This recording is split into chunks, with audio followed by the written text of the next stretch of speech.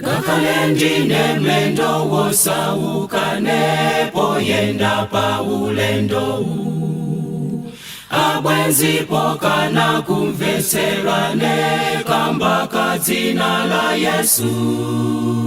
Dziko limwa umbuliwa uchimo wo kundifulatira ine.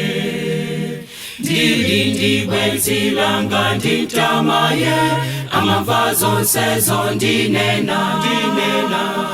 Dziwa pali wina wondimveserane zonse ndilankulazo.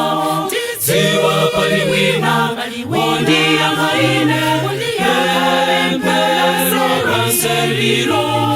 Dziwa pali wina amandikondane nditaya konse. Yesu wakavaliyo amamva zonse zondinena.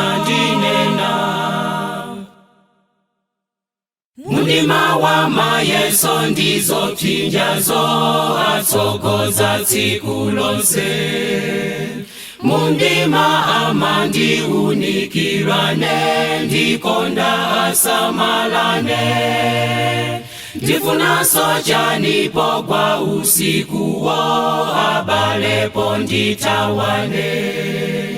Ndifuna chani koposa Yesuyo womva zonse zondinena.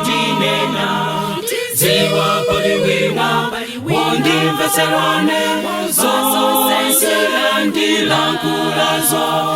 Dziwa pali wina wondiyankha ine pemphero seliro. Dziwa pali wina amandikondane nditaya konse.